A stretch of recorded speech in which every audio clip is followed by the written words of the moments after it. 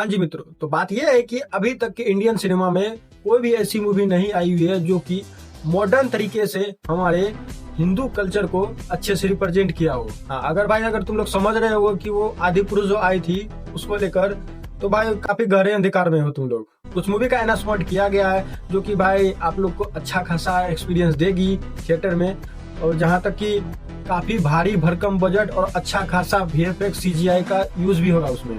लेकिन कुछ मूवी तो ऐसी आई है जो कि सिर्फ धर्म के नाम पर पैसा बटोरना चाहती है। हालांकि ज्यादा कुछ नाम नहीं लेना चाहता मूवी का मैं, फिर भी भाई एक आध मूवी के बारे में बता देता हूँ जो शायद पिछले साल आई थी मूवी, एक कनपा के साथ उसके पिछले साल आई थी। वहाँ भाई लिटरली लग रहा था कि किस तरह की मूवी चल रही है। भाई विदेशों में मूवी शूट किया गया था, ऐसा लग रहा था कि क्या ही लोग भाग रहे हैं, क्या भगवान के नाम पे क्या ही दिखाया जा रहा है। हाँ, लेकिन एक मिराई मूवी भी आई थी जिससे भाई मुझे काफी सारी उम्मीद थी, लेकिन वो भी उसी कैटेगरी में निकला, केस ग्रैबिंग में, जहाँ भाई भगवान और धर्म के नाम पर भीख मांग रहे हैं।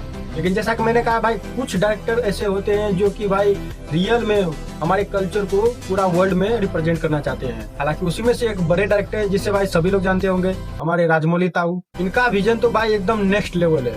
कोई भी भाई सोच नहीं सकता कि बंदा आखिर क्या क्या सोच रहा है। उनकी जो अपकमिंग मूवी है वो भाई एक साइंस फिक्शन के साथ साथ काफी ज्यादा हम लोगों का रिलीजियन के साथ डीप कनेक्शन होने वाला है।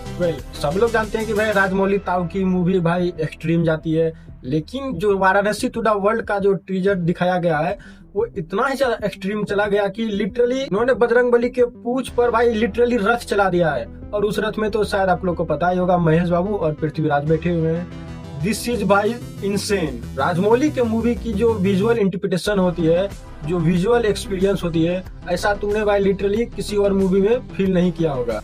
काफी लोग जानते थे कि इस मूवी में रामायण को इंक्लूड किया जाएगा, लेकिन जब ऑफिशियल सोर्स आया है कि इसमें भाई टाइम ट्रेवल के थ्रू लिटरली उस युग में चला जाएगा जहाँ पर भगवान राम दिखाया जाएगा। अगेन ये कोई नॉर्मल मूवी नहीं होने वाला है गाइस, ये काफी बड़ी काफी ग्लोबल होने वाली है मूवी। इसे लिटरली 120 कंट्री में रिलीज किया जाएगा। और भाई जो प्रमोशन मटेरियल में जिन्होंने भी महेश बाबू को वो खिलौने वाले स्टैंड पे चढ़ाया, क्या कर रहे हो भाई साहब, नहीं होगा तेरे से, रहने दे। लेकिन गौर करने वाली एक बात यह भी है कि दीपावली में जो मूवी आ रही है ना, वो लिटरली रामायण से बेस्ड नहीं है, पूरी की पूरी रामायण ही है। जी हाँ भाई लोग, मैं बात कर रहा हूँ नमित मल्होत्रा की अपकमिंग मूवी रामायणा, जो कि ऑब्वियसली इसका 2 पार्ट होने वाला है। इस साल में आएंगे फर्स्ट पार्ट और भाई 2027 में आएंगी सेकंड पार्ट। ये बात है कि रामायण तो इसी साल रिलीज होगी और अगले साल 2027 में इसका पार्ट 2 आएगा और उससे पहले वाराणसी आएगा। तो मतलब 2027 में इंडिया की अब तक की सबसे बड़ी मूवी आएगी जो कि हमारे हिंदू कल्चर को बिग लेवल पर रिप्रेजेंट करेगी।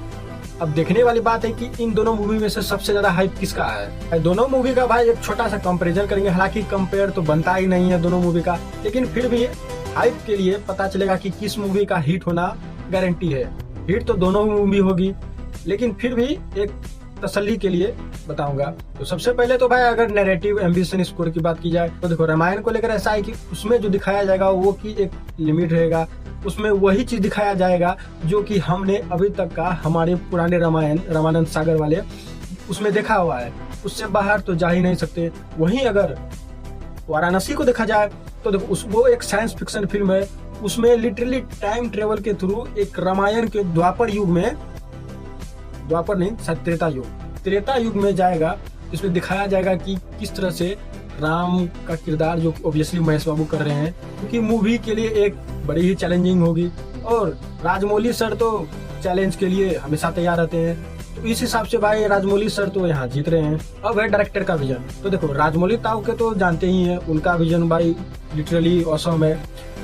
लेकिन जो रामायण का डायरेक्टर है नितेश तिवारी, लिटरली उनका टोटल डिपेंडिंग जो है उनके प्रोड्यूसर नमित मल्होत्रा उस पर है, क्योंकि उन्होंने रामायण को एक ग्लोबली तौर पर रिप्रेजेंट करना है। उन्होंने लिटरली कहा है कि अगर ये मूवी विदेश में नहीं चलेगी तो ये मूवी फ्लॉप होगी। ऐसा है कि नमित मल्होत्रा ने इस प्रोजेक्ट को काफी सालों से तैयार करके रखा था, 2015 से ही सोच कर रखा था कि हम रामायण को एक लाइव एक्शन एडेप्टेशन देंगे। तो इस हिसाब से देखा जाए तो डायरेक्टर विजन में तो नमित मल्होत्रा ऑब्वियसली आगे हैं। और एक रामायण और वाराणसी में से जो दोनों का यूनिवर्सल स्ट्रेंथ होने वाला है वो कि जो कि मूवी जब आती है तो उनका काफी सारे स्पिन ऑफ गेम्स, कॉमिक्स ये निकलते हैं। अब ऐसा है कि रामायण का गेम्स कौन ही खेलेगा, और रामायण का काफी सारा एनिमेटेड वर्जन भी निकल चुका है। उस हिसाब से देखा जाए तो राजमौली सर इससे आगे निकल जाते हैं। अब बात है मूवी के स्टार पावर की, तो इसमें क्या है बताऊं, वाराणसी की जो कास्ट पावर है वो इक्वली अगर बोले तो सिर्फ महेश बाबू के स्टार पावर पर टिकी हुई है। वहीं अगर रामायण की बात करें तो उसमें रणबीर कपूर, साई पल्लवी, यश, सनी देओल भर भर के स्टार पावर है।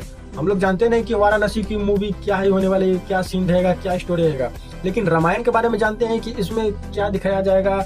हमें फील होगा कि हाँ अच्छी खासी मूवी रहेगी, किस तरह के सीन होंगे, किस तरह से एक्टिंग रहेंगे। उस हिसाब से भाई स्टार पावर में देखा जाए तो रामायण आगे निकल जाती है। अब अगर रिस्क फैक्टर की बात करें तो ऑब्वियसली बात है वाराणसी से भाई रामायण का रिस्क फैक्टर काफी ज्यादा है। क्यों? क्योंकि इनमें जो डीनेक कंपनी जो जुड़ा हुआ है उन्होंने पता ही है कि काफी सारी हॉलीवुड मूवी में काम किया हुआ है, और भाई डीनेक तो खुद इनका कंपनी है, तो सोचो किस तरह से जबरदस्त वीएफएक्स रहने वाले हैं। और साथ ही नमित मल्होत्रा ने ये क्लियरली बता दिया है कि अगर ये मूवी इंडिया के बाहर नहीं चलेगी तो मैं इसे फ्लॉप डिक्लेयर कर दूंगा। तो ये भी हम लोगों ऑडियंस के ऊपर भी एक रिस्क आ जाता है कि हम रामायण को फ्लॉप होने दे ही नहीं सकते हैं।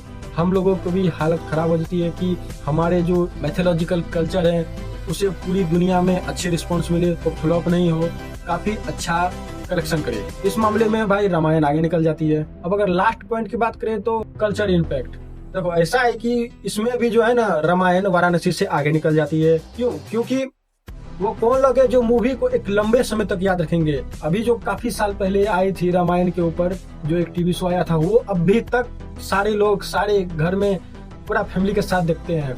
तो इनका एक लाइव एडेप्टेशन आएगा, काफी दिनों काफी सालों तक इसे याद रखा जाएगा। उस हिसाब से रामायण जो है वाराणसी से बहुत आगे निकल जाती है। तो ये कंक्लूजन निकलता है कि अभी के हाइप के हिसाब से तो रामायण वाराणसी से आगे है। बाकी हम लोगों के लिए दोनों मूवी मोस्ट इम्पोर्टेंट है, दोनों हमारे हिंदू कल्चर को रिप्रेजेंट करते हैं। हम लोग चाहेंगे कि दोनों मूवी वर्ल्ड वाइड काफी हिट हो।